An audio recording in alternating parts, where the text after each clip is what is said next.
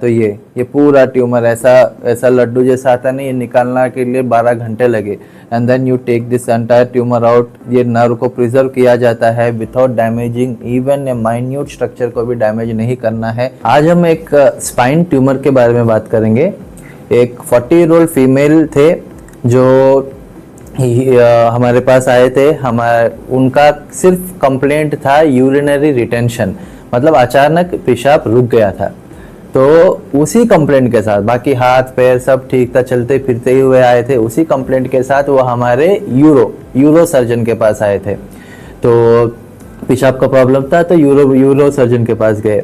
And then वहाँ पे surgeon ने देखा, इवेल्युएट किया एंड उनको यूरिन का जैसा कुछ प्रॉब्लम नहीं लगा। देन उन्होंने नर्व का प्रॉब्लम हो सकता है बोल के हम मेरे पास भेजा। तो मैंने जब एमआरआई कराया उनका, तो जब एमआरआई हमने देखा तो दिस वाज द ट्यूमर। अभी इधर आप देख पाएंगे कि जो ये गर्दन है, गर्दन के पास का ये हो गया, ये दिमाग हो गया। दिमाग से ये काला वाला जो है ये नस है, जो मेन नस। तो अपना ये जो गर्दन है, गर्दन में ब्रेन से जो येलो कलर वाला नस जाता है, मेन इंपॉर्टेंट नस सेंटर से ऐसे जाता है। तो उधर उस जगह में ये ब्लैक वाला नस है। तो ये नस में इधर जो दिख रहा है C2 to 4, इतना बड़ा ये जो व्हाइट पोर्शन है, ये पूरा बड़ा ट्यूमर था जो ये पूरा नस को कंप्लीटली दबा दिया था। तो this was the huge tumour at C2 to C4 long segment and completely compressing on the cord. ये कॉर्ड बोलते हैं हम नस को पूरा दबा के रखा था। ये ट्यूमर इतना बड़ा ट्यूमर था एंड ये सिम्टम दिया था यूरिनरी रिटेंशन का बस। सो यहाँ पे हाईलाइट होता है the importance of a multi speciality hospital with everything available at under one roof. तो यहाँ पे क्या है, ये टीम वर्क होता है। दिस इज इम्पोर्टेंट बिकॉज अभी एक डॉक्टर ने, यूरो के डॉक्टर ने देखा, हाँ मेरा प्रॉब्लम नहीं है करके भेज दिया होता तो देन ऐसा नहीं होता है। तो this is the combined approach, जो टीम अप्रोच बोलते हैं। यहाँ पे every doctor, every person, every team in the hospital is important. तो क्या हुआ था, यूरो डॉक्टर ने सस्पेक्ट किया, हाँ भाई न्यूरो का कुछ हो सकता है। Then he sent to me, हमने एमआरआई किया, ट्यूमर देखा एंड देन ये ट्यूमर को एमआरआई अंडर वन रूफ, अपने पास एमआरआई है, सीटी है। तो everything, all modalities combined use होता है। Whatever diagnostic facilities at your disposal are there, हम यूज करते हैं and we try to give a better output, better result to the patient, including using everything and all the personal, all the resources we have. Before surgery, she was happy, she was well counseled and she was actually, the point was no deficits. चलते फिरते आदमी, ऐसे आदमी को वापस you have to send them back the same way and it is a huge onus on the surgeon कि cervical cord है, कुछ भी इधर उधर हुआ तो complete deficit, हाथ पैर की कमजोरी, पैरालिसिस हो सकता है, ऐसा सिचुएशन होता है। But at the same time उतना ही आप डेडिकेटेडली एंड कॉन्फिडेंटली काम भी करना चाहिए। So we took this patient to surgery and इनका surgery it took literally 12 hours of surgery लगा and then slowly the entire tumour was removed in toto. अभी इधर देखेंगे तो this was the intraop surgery. ये आपका नर्व होता है, पुश हो गया, ये पूरा ट्यूमर है ये सेंटर का। तो ट्यूमर ऐसा दिखता है विद माइक्रोस्कोपिक में, माइक्रोस्कोपिक सर्जरी होता है मिनिमली एडवांस टेक्निक्स के साथ एंड ये अपना ट्यूमर। तो जब ट्यूमर हटाया गया, जब ट्यूमर निकाला गया तो ये पूरा ट्यूमर ऐसा लड्डू जैसा आता नहीं, ये निकालना के लिए 12 घंटे लगे। And then you take this entire tumour out. ये नर्व को प्रिजर्व किया जाता है without damaging even a minute structure को भी डैमेज नहीं करना है एंड अच्छे से निकालना है। एंड देन आफ्टर 12 घंटे सर्जरी, आप सोचेंगे कि क्या होगा, पेशेंट क्या साल महीना बेड पे रहेगा, बेड रिडन होगा, नहीं होता है। Even with this kind of advanced बड़े surgeries, patient is ambulated the next day.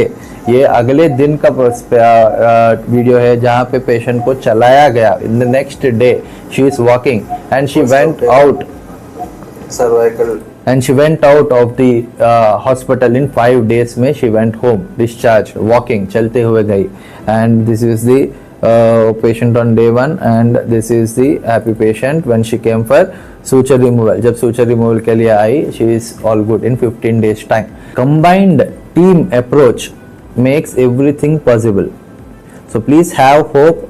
And these kind of meticulous tumors, इतना critical cervical tumors, brain tumors, and यहाँ पे at Sukafa Hospital, it has been सब किया गया है, सब operate किया हुआ है. And as a team approach जो बोलता हूँ, क्योंकि रिजल्ट्स कब आते हैं? रिजल्ट्स मेरा अकेले सर्जरी अच्छे से करने से नहीं होता है, रिजल्ट्स टीम में होता है. सो आपका आईसीयू स्ट्रांग होना चाहिए, इमरजेंसी स्ट्रांग होना चाहिए, आपके अदर डॉक्टर्स, एनेस्थीसिया डॉक्टर्स 12 घंटा इनका एनेस्थीसिया देके they have made it possible. Immediate extubation किया, इमीडिएट वेंटिलेटर से बाहर निकाला. So and pathology, radiology, CT, MRI machines, everything under one roof. So this kind of team is required for getting meticulous results. अच्छे results लाने के लिए, operation कहीं भी हो जाएगा, कोई भी करेगा, बट रिजल्ट्स आने के लिए you need a good team. And everything is made available here at Sukafa Hospital. But you utilize these facilities which is nearby to you and which are affordable to you. And आज के date में किसी को कहीं भी दुनिया में जाने की जरूरत नहीं है. मैंने कितना देखा है, बहुत न्यूरो के पेशेंट चेन्नई गए, दिल्ली गए, पटना गए, need not go anywhere. Here everything, सब कुछ यहाँ पे हो रहा है with good results. Please avail those facilities and all the best. नमस्कार, मोर नाम शिखामणि साहू আৰু এয়া মোৰ মাতু চাহু. যোৱা 24 ফেব্ৰুৱাৰী তাৰিখে তেখেতৰ প্ৰস্ৰাৱ ৰখি গৈছিল, বন্ধ হৈ গৈছিল. তেতিয়া আমি ইমাৰ্জেঞ্চি ইয়াৰ চুকাফা হস্পিটেলত দেখুৱাইছিলোঁ. দেখুৱাই তেওঁলোকে কেথেটাৰ লগাই ইউৰিনখিনি বাহিৰলৈ কৰি দিছিল. তাৰপিছত ইউৰলজিষ্টক দেখুৱাৰ আমাক তেওঁলোকে পৰামৰ্শ দিছিল, কিন্তু সেই সময়ত ইউৰলজিষ্ট নথকাৰ কাৰণে আমি দুদিনমানৰ পাছত আহি তেখেতক দেখুৱালোঁ. তাৰপিছত তেওঁক দেখুৱাৰ পাছত ৰিপৰ্টসমূহ চব নৰ্মেলে আছিল. গতিকে আমাক হৰিশ পাল ছাৰে নিউৰো চাৰ্জাৰী সূৰ্যপ্ৰকাশ ছাৰৰ ইয়ালৈ ৰেফাৰ কৰাই দিছিল. তাৰপিছত আমি আহি সূৰ্য ছাৰক দেখুৱালোঁ. তেখেতক দেখুৱাৰ পিছত MRI কৰাত ধৰা পৰিল যে মাৰ চাৰ্ভাইকেল স্পাইনৰ যিডোখৰ জেগা তাতে টিউমাৰ আছে. গতিকে ছাৰৰ পৰামৰ্শ অনুসৰি আমি খুব সোনকালে চাৰ্জাৰীৰ কাৰণে প্ৰিপেৰেশ্যন চলালোঁ. আৰু তেখেতৰ ছাৰৰ যি মানে ফেমিলিক যেনেকৈ তেওঁলোকে ট্ৰিট কৰে তেনেকৈ ট্ৰিট কৰাৰ কাৰণে আমি খুব মানে সাহস পালোঁ. ছাৰৰ কনফিডেন্সটো দেখি আমি খুব ভাল পালোঁ. তাৰপিছত মই যিহেতু অকলশৰীয়া, মই আৰু মোৰ মাতৃ আছোঁ আমাৰ পৰিয়ালত, আমাৰ তেনেকুৱা কোনো নাই, কিন্তু ছাৰৰ যি আমাৰ কাৰণে যিখিনি কেয়াৰ বা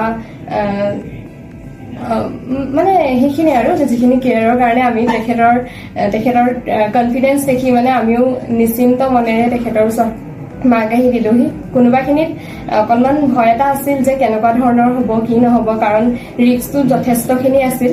কিন্তু ভগৱানৰ কৃপাত আৰু ছাৰৰ অশেষ কষ্টৰ ফলত আজি মোৰ মাতৃ এনেদৰে সুস্থ হৈছে. আৰু ছাৰৰ লগতে থকা গণেশ দাকো আমি এইখিনিতে অশেষ ধন্যবাদ জনাম. তেখেতৰ মানে আমাক যিখিনি তেওঁ আমাক গাইডেন্স দিলে বা যিখিনি আমাক সহায় কৰিলে, আমি তেওঁলোকৰ ওচৰত চিৰদিন ঋণী হৈ ৰম. এয়াই আৰু বৰ্তমান মোৰ মাতৃয়ে এতিয়া যি আগৰ প্ৰব্লেম আছিল, মানে হাতৰ কিবা বিষ আছিল বা জিনজিনাই থকা তেনেকুৱা ধৰণৰ সেইবোৰ সমস্যা বৰ্তমান আঁতৰ হৈছে. আৰু 2 মাহৰ পাছত মোৰ মাতৃ সম্পূৰ্ণৰূপে সুস্থ হ'ব বুলি ছাৰে আমাক আশ্বাস দিছে. ধন্যবাদ.